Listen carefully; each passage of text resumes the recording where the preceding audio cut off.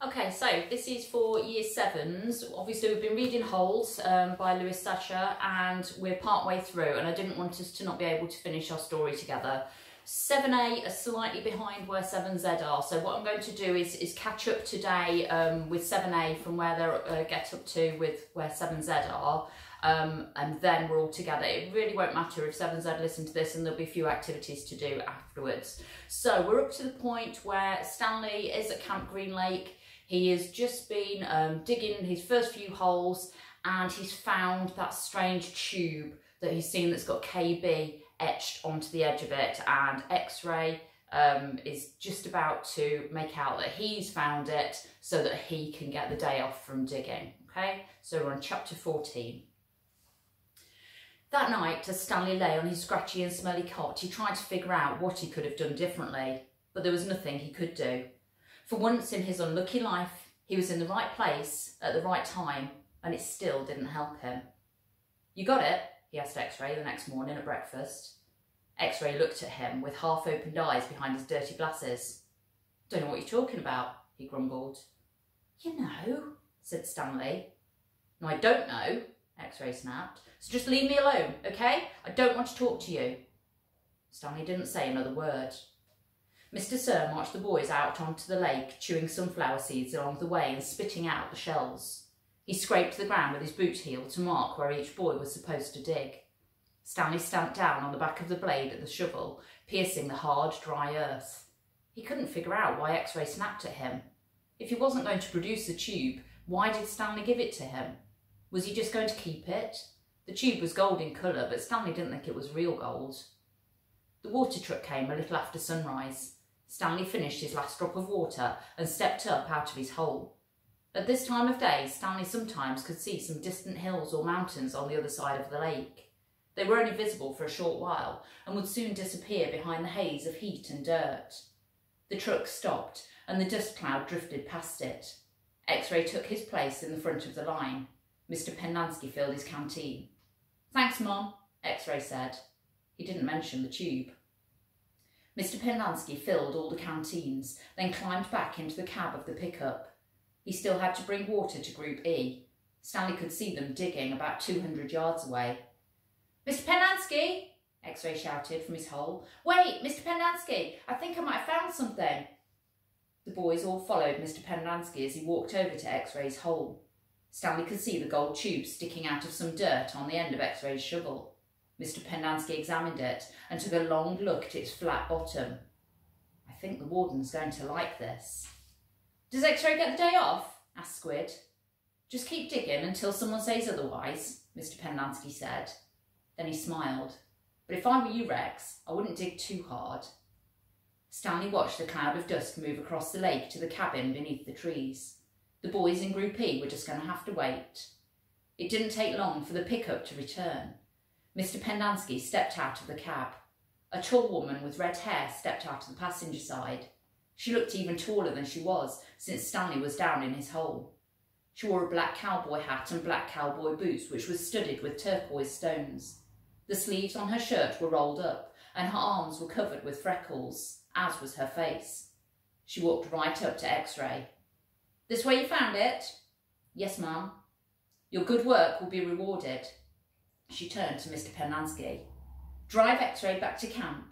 Let him take a double shower and give him some clean clothes. But first I want you to fill everyone's canteen." "I just filled them a little while ago," said Mr. Penlansky.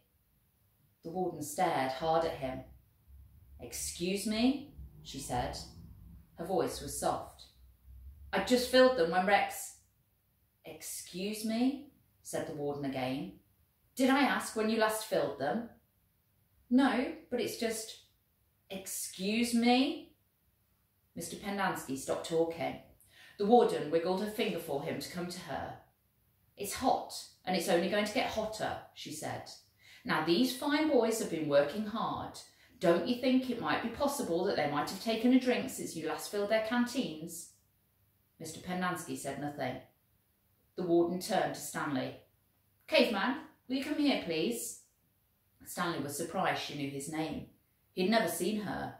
Until she stepped out of the truck, he didn't even know the warden was a woman. He nervously went toward her. Mr. Pendanski and I have been having a discussion. Have you taken a drink since Mr. Pendanski last filled your canteen? Stanley didn't want to cause any trouble for Mr. Pendanski. I still got plenty left, he said. Excuse me? He stopped. Yeah, I drank some. Thank you. May I see your canteen, please? Stanley handed it to her. Her fingernails were painted dark red. She gently shook the canteen, letting the water swish inside the plastic container. Do you hear the empty spaces? She asked. Yes, said Mr. Pendanski. Then fill it, she said, and the next time I tell you to do something, I expect you to do it without questioning my authority. If it's too much trouble for you to fill a canteen, I'll give you a shovel. You can dig the hole and the caveman can fill your canteen. She turned to Stanley. I don't think that would be too much trouble for you, would it? No, said Stanley. So what will it be? She asked Mr. Pendanski. Do you want to fill the canteens or do you want to dig? I'll fill the canteens, said Mr. Pendanski. Thank you. Mr. Pendanski filled the canteens. The warden got a pitchfork out of the back of the pickup. She poked it through X-Ray's dirt pile to see if anything else might have been buried in there as well. After you drop off X-Ray, I want you to bring back 3 wheelbarrows, she said. X-Ray got in the pickup. As the truck pulled away, he leaned out of the wide window and waved. 0, said the warden. I want you to take over X-Ray's hole. She seemed to know that 0 was the fastest digger. Armpit and Squid, you will keep digging where you have been, she said, but you're each going to have a helper. Zigzag, you help Armpit, Magnet will help Squid, and Caveman, you'll work with 0. We're going to dig the dirt twice. 0 will dig out of the hole and Caveman will carefully shove it into a wheelbarrow. Zigzag will do the same for Armpit and the same with Magnet and Squid. We don't want to miss anything. If either of you find something, you'll both get the rest of the day off and a double shower. When the wheelbarrows are full, you're to dump them away from this area. I don't want any dirt piles to get in the way. The warden remained at the site for the remainder of the day, along with Mr. Pendanski and Mr. Sir, who showed up after a while. Occasionally, Mr. Sir would leave to take water to the other groups of campers, but otherwise he and the water truck stayed parked there. The warden saw to it that nobody in Group D was ever thirsty. Stanley did as he was told. He carefully looked through the dirt dug up by 0 as he shovelled it into the wheelbarrow, though he knew he wouldn't find anything. It was easier than digging his own hole. When the wheelbarrow was full, he took it a good distance away before dumping it. When the warden couldn't keep still, she kept walking around, looking over the boy's shoulders and sticking her pitchfork through the dirt piles. You're doing fine, just fine, she said. After a while, she told the boys to switch places, so that Stanley, Zigzag and Magnet dug in the holes and 0, Armpit and Squid shovelled the excavated dirt into the wheelbarrows. After lunch, 0 took over the digging again and Stanley returned to the wheelbarrow. There's no hurry, the warden said several times. The main thing is not to miss anything. The boys dug until each hole was well over 6 feet deep and wide. Still, it was easier for 2 boys to dig a 6-foot hole than it was for 1 boy to dig a 5-foot hole.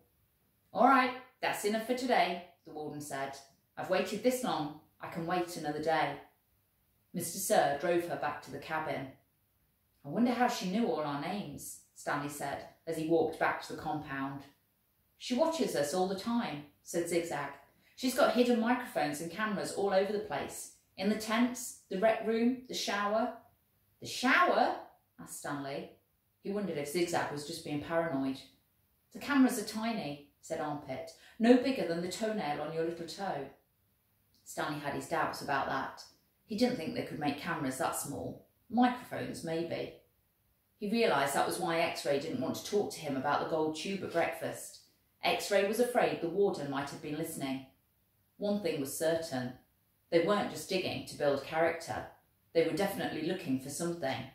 And whatever they were looking for, they were looking in the wrong place. Stanley gazed out across the lake toward the spot where he had been digging yesterday when he found the gold tube. He dug the hole into his memory. As Stanley entered the rec room, he could hear X-Ray's voice from all the way across the room.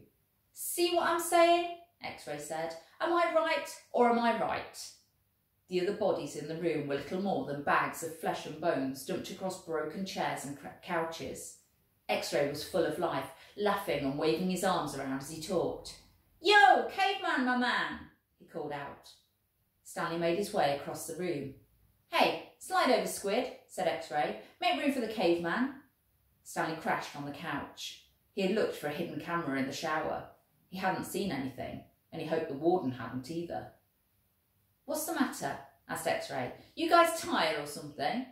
He laughed. "Hey, keep it down, will you?" groaned Zigzag. "I'm trying to watch TV." Stanley glanced uncertainly at Zigzag, who was staring very intently at the busted television screen. The warden greeted the boys at breakfast the next morning and went with them to the holes. 4 dug in the holes and 3 tended to the wheelbarrows. "Glad you're here, X-Ray," she said to him. "We need your sharp eyes." Stanley spent more time pushing the wheelbarrow than digging because he was such a slow digger.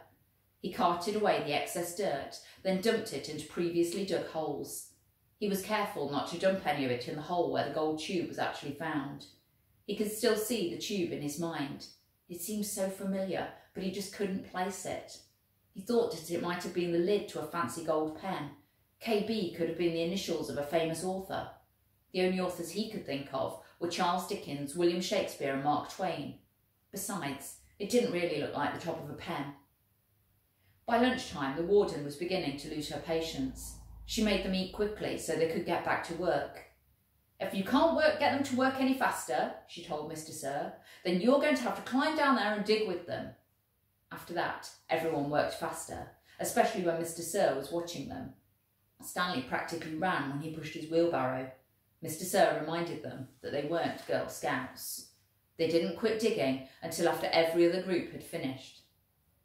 Later, as Stanley sat sprawled across an understuffed chair, he tried to think of a way to tell the warden where the tube was really found without getting himself or X-Ray into trouble. It didn't seem possible. He even thought about sneaking out at night and digging in the hole by himself, but the last thing he wanted to do after digging all day was to dig at night too. Besides, the shovels were locked up at night, presumably so they couldn't be used as weapons. Mr. Pendanski entered the rec room. "Stanley," he called as he made his way toward him. "His name's Caveman," said X-Ray. "Stanley," said Mr. Pendanski. "My name's Caveman," said Stanley. "Well, I have a letter here for someone named Stanley Elnatz," said Mr. Pendanski. He turned over an envelope in his hands. "It doesn't say Caveman anywhere." "Oh, thanks," Stanley said, taking it. It was from his mother. "Who's it from?" Squid asked. "Your mother?" Stanley put it in the big pocket of his pants. "Aren't you going to read it to us?" asked Armpit. "Give him some space," said X-Ray. "If Caveman doesn't want to read it, he doesn't have to. It's probably from his girlfriend." Stanley smiled. He read it later, after the other boys had gone to dinner. "Dear Stanley, it was wonderful to hear from you. Your letter made me feel like one of the other mums who can afford to send their kids to summer camp. I know it's not the same, but I'm very proud of you for trying to make the best of a bad situation. Who knows, maybe something good will come of this. Your father thinks he's real close to a breakthrough on his sneaker project. I hope so. The landlord is threatening to evict us because of the odour. I feel sorry for the little old lady who lived in a shoe. It must have smelled awful. Love from both of us." "What's so funny?" Zero asked. It startled him. He thought Zero had gone to dinner with the others. "Nothing, just something my mum wrote." "What did she say?" Zero asked. "Nothing." "Oh, sorry," said Zero. "Well, see, my dad is trying to invent a way to recycle old sneakers, so the apartment kind of smells bad because he's always cooking these old sneakers. So anyway, in the letter, my mum said she felt sorry for the little old lady who lived in a shoe. You know, because it must have smelled bad in there." Zero stared blankly at him. "You know, the nursery rhyme." Zero said nothing. "You've heard the nursery rhyme about the little old lady who lived in a shoe?" "No." Stanley was amazed. "How does it go?" asked Zero. "Didn't you ever watch Sesame Street?" Stanley asked. Zero stared blankly. Stanley headed on to dinner. He would have felt pretty silly reciting nursery rhymes at Camp Green Lake. For the next week and a half, the boys continued to dig in and around the area where X-Ray had supposedly found the gold tube. They widened X-Ray's hole as well as the holes Armpit and Squid had been digging, until the fourth day when all three holes met and formed one big hole. As the days wore on, the warden became less and less patient. She arrived later in the morning and left earlier in the afternoon. Meanwhile, the boys continued to dig later and later. "This is no bigger than when I left you yesterday," she said, after arriving late one morning, well after sunrise. "What have you been doing down there?" "Nothing," said Squid. It was the wrong thing to say. At just that moment, Armpit was returning from a bathroom break. "How nice of you to join us," she said. "And what have you been doing?" "I had to, go." The warden jabbed at Armpit with her pitchfork, knocking him backward into the big hole. The pitchfork left 3 holes in the front of his shirt and 3 tiny spots of blood. "You're giving these boys too much water," the warden told Mr. Pendanski. They continued to dig until late afternoon, long after all the other groups had finished for the day. Stanley was down in the big hole along with the other boys. They'd stopped using the wheelbarrows. He dug his shovel into the side of the hole. He scooped up some dirt and was raising it up to the surface when Zigzag's shovel caught him on the side of the head. He collapsed. He wasn't sure if he passed out or not. He looked up to see Zigzag's wild head staring down at him. "I ain't digging that dirt up," Zigzag said. "That's your dirt." "Hey, Mum," Magnet called. "Caveman's been hurt." Stanley brought his fingers up to the side of his neck. He felt his wet blood and a pretty big gash just below his ear. Magnet helped Stanley to his feet, then up and out of the hole. Mr. Sir made a bandage out of a piece of his sack of sunflower seeds and taped it over Stanley's wound. Then he told him to get back to work. "It isn't nap time." When Stanley returned to the hole, Zigzag was waiting for him. "That's your dirt," Zigzag said. "You have to dig it up. It's covering up my dirt." Stanley felt a little dizzy. He could see a small pile of dirt. It took him a moment to realise that it was the dirt which had been on his shovel when he was hit. He scooped it up, then Zigzag dug his shovel into the ground underneath, where Stanley's dirt had been. The next morning, Mr. Sir marched the boys to another section of the lake, and each boy dug his own hole, 5 feet deep and 5 feet wide. Stanley was glad to be away from the big hole. At least now he knew how much he had to dig for the day, and it was a relief not to have other shovels swinging past his face, or the warden hanging around. He dug his shovel into the dirt, then slowly turned to dump it into a pile. He had to make his turn smooth and slow. If he jerked too quickly, he felt a throbbing pain just above his neck where Stanley's shovel had hit him. That part of his head, between his neck and ear, was considerably swollen. There were no mirrors in camp, but he imagined he looked like he had a hard-boiled egg sticking out of him. The remainder of his body hardly hurt at all. His muscles had strengthened, and his hands were tough and calloused. He was still the slowest digger, but not that much slower than Magnet. Less than 30 minutes after Magnet returned to camp, Stanley spat in his hole. After his shower, he put his dirty clothes in his crate and got out his box of stationery. He stayed in the tent to write the letter so Squid and the other boys wouldn't make fun of him for writing to his mother. "Dear Mum and Dad, camp is hard but challenging. We've been running obstacle courses and have to swim long distances on the lake. Tomorrow we learn..." He stopped writing as Zero walked into the tent, then returned to his letter. He didn't care what Zero thought. Zero was nobody. "To rock climb. I know that sounds scary, but don't worry." Zero was standing beside him now, watching him write. Stanley turned and felt his neck throb. "I don't like it when you read over my shoulder, okay?" Zero said nothing. "I'll be careful. It's not all fun and games here, but I think I'm getting a lot out of it. It builds character. The other boys..." "I don't know how," said Zero. "What? Can you teach me?" Zero didn't know what he was talking about. "Teach you what? To rock climb?" Zero stared at him with penetrating eyes. "What?" said Stanley. He was hot and tired and sore. "I want to learn to read and write," said Zero. Stanley let out a short laugh. He wasn't laughing at Zero. He was just surprised. All this time he thought Zero was reading over his shoulder. "Sorry," he said, "I don't know how to teach." After digging all day, he didn't have the strength to try to teach Zero to read and write. He needed to save his energy for people who counted. "You don't have to teach me to write," said Zero, "just to read. I don't have anybody to write to." "Sorry," Stanley said again. His muscles and hands weren't the only parts of his body that had toughened over the last few weeks. His heart had hardened as well. He finished his letter. He had barely enough moisture in his mouth to seal the envelope and stamp the envelope. It seemed that no matter how much water he drank, he was always thirsty. He was awakened one night by a strange noise. At first he thought it might have been some kind of animal, and it frightened him.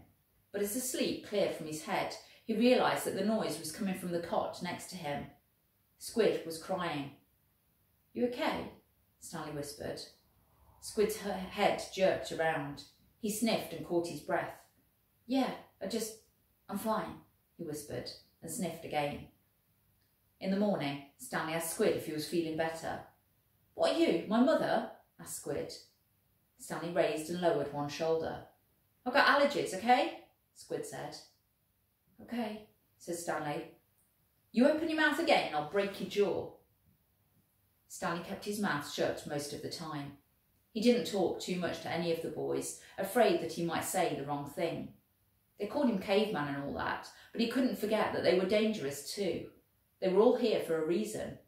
As Mr. Sir would say, this wasn't a Girl Scout camp. Stanley was thankful that there were no racial problems. X-Ray, Armpit and Zero were black. He, Squid and Zigzag were white. Magnet was Hispanic.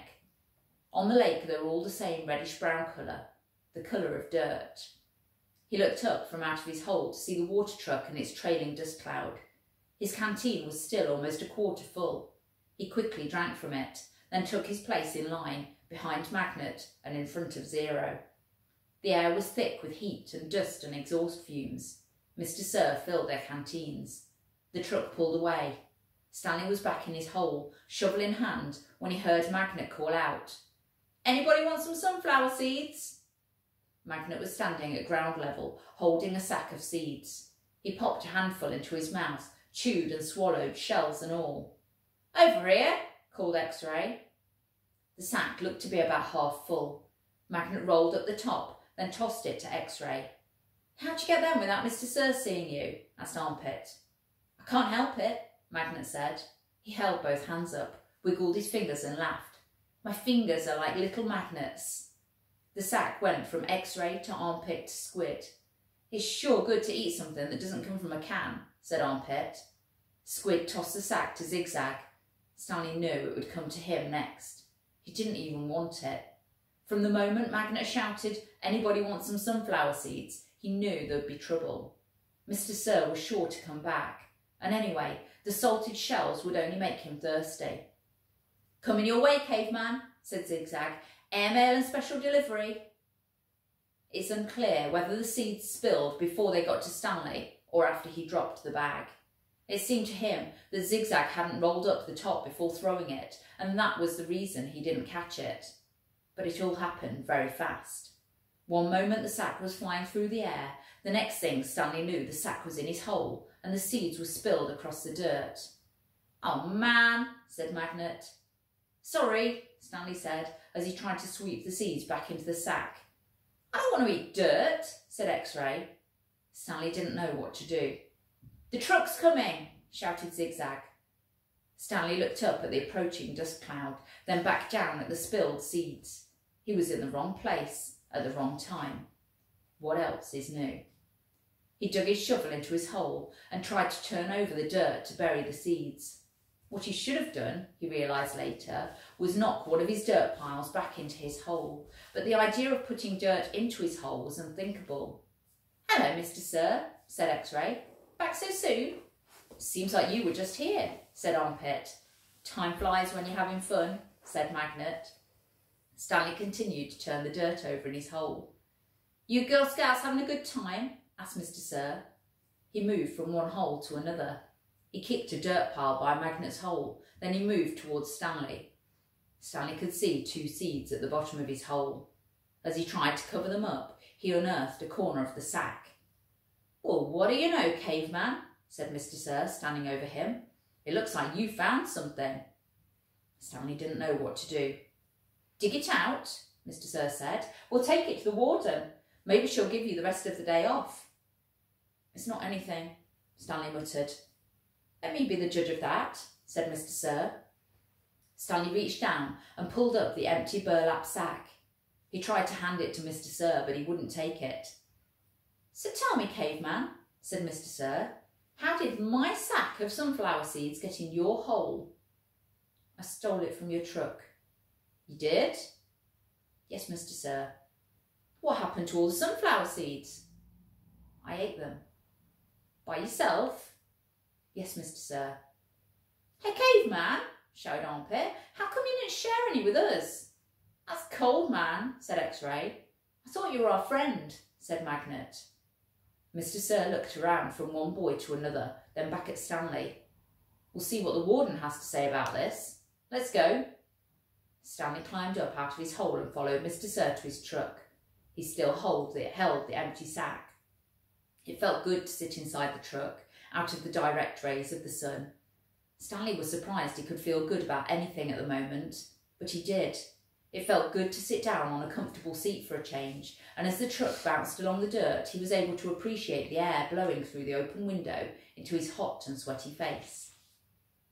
It felt good to walk in the shade of the 2 oak trees. Stanley wondered if this was how a condemned man felt on his way to the electric chair, appreciating all of the good things in life for the last time. They had to step around holes to get in the cabin door. Stanley was surprised to see so many around the cabin. He would have expected the warden to not want the campers digging so close to her home, but several holes were right up against the cabin wall. The holes were closer together here as well, and there were different shapes and sizes. Mr. Sir knocked on the door. Stanley still held the empty sack. "Yes," the warden said, opening the door. "There's been a little trouble out on the lake," Mr. Sir said. "Caveman will tell you about it." The warden stared at Mr. Sir a moment, then her gaze turned towards Stanley. He felt nothing but dread now. "Come in, I suppose," said the warden. "You're letting the cold out." It was air-conditioned inside her cabin. The television was going. She picked up the remote control and turned it off. She sat down on a canvas chair. She was barefoot and wearing shorts. Her legs were as freckled as her face and arms. "So, what do you have to tell me?" Stanley took a breath to steady himself. "While Mr. Sir was filling the canteens, I snuck into the truck and stole his sack of sunflower seeds." "I see." She turned to Mr. Sir. "That's why you brought him here?" "Yes, but I think he's lying. I think someone else stole the sack and Caveman is covering up for X-Ray or somebody. It was a 20-pound sack and he claims to have eaten them all by himself." He took the sack from Stanley and handed it to the warden. "I see," the warden said again. "The sack wasn't full," said Stanley, "and I spilled a lot. You can check my hole." "In that room, Caveman, there's a small flowered case. Will you get it for me, please?" She pointed to a door. Stanley looked at the door, then at the warden, then back at the door. He slowly walked toward it. It was a kind of dressing room with a sink and a mirror. Next to the sink he saw the case, white with pink roses. He brought it back out to the warden and she set it on the glass coffee table in front of her. She unclasped the latch and opened the case. It was a makeup case. Stanley's mother had one similar to it. He saw several bottles of nail polish, polish remover, a couple of lipstick tubes and other jars and powders. The warden held up a small jar of dark red nail polish. "You see this, Caveman?" He nodded. "This is my special nail polish. Do you see the dark, rich colour? You can't buy that in a store. I have to make it myself." Stanley had no idea why she was showing it to him. He wondered why the warden would ever have the need to wear nail polish or makeup. "Do you want to know the secret ingredient?" He raised and lowered one shoulder. The warden opened the bottle. Rattlesnake venom. With a small paintbrush, she began applying it to the nails on her left hand. "It's perfectly harmless when it's dry." She finished her left hand. She waved it in the air for a few seconds, then began painting the nails on her right hand. It's only toxic while it's wet. She finished painting her nails, then stood up. She reached over and touched Stanley's face with her fingers. She ran her sharp, wet nails very gently down his cheek. He felt his skin tingle. The nail on her pinky just barely touched the wound behind his ear. A sharp sting of pain caused him to jump back. The warden turned to face Mr. Sir, who was sitting on the fireplace hearth. So you think he stole your sunflower seeds? No, he says he stole them, but I think it was... She stepped towards him and struck him across the face. Mr. Sir stared at her. He had 3 long red marks slanting across the left side of his face. Stanley didn't know if the redness was caused by her nail polish or his blood. It took a moment for the venom to sink in. Suddenly, Mr. Sir screamed and clutched his face with both hands. He let himself fall over, rolling off the hearth and onto the rug. The warden spoke softly. I don't especially care about your sunflower seeds. Mr. Sir moaned. If you must know, said the warden, I liked you better when you smoked. For a second, Mr. Sir's pain seemed to recede. He took several long, deep breaths. Then his head jerked violently and he let out a shrill scream, worse than the one before. The warden turned to Stanley. I suggest you go back to your hole now. Stanley started to go, but Mr. Sir lay in the way. Stanley could see the muscles in his face jump and twitch. His body writhed in agony. Stanley stepped carefully over him. Is he? Excuse me, said the warden. Stanley was too frightened to speak. He's not going to die, the warden said, unfortunately for you. It was a long walk back to his hole. Stanley looked out through the haze of the heat and dirt at the other boys lowering and raising their shovels. Group D was the farthest away. He realised that once again he would be digging long after everyone else had quit. He hoped he'd finished before Mr. Sir recovered. He didn't want to be out there alone with Mr. Sir. He won't die, the warden had said, unfortunately for you. Walking across the desolate wasteland, Stanley thought about his great-grandfather. Not the pig stealer, but the pig stealer's son, the one who was robbed by kissing Kate Barlow. He tried to imagine how he must have felt after kissing Kate had left him stranded in the desert. It probably wasn't a whole lot different from the way he himself felt now. Kate Barlow had left his great-grandfather to face the hot, barren desert. The warden had left Stanley to face Mr. Sir. Somehow, his great-grandfather had survived for 17 days before he was rescued by a couple of rattlesnake hunters. He was insane when they found him. When he was asked how he'd lived so long, he said he found refuge on God's thumb. He spent nearly a month in hospital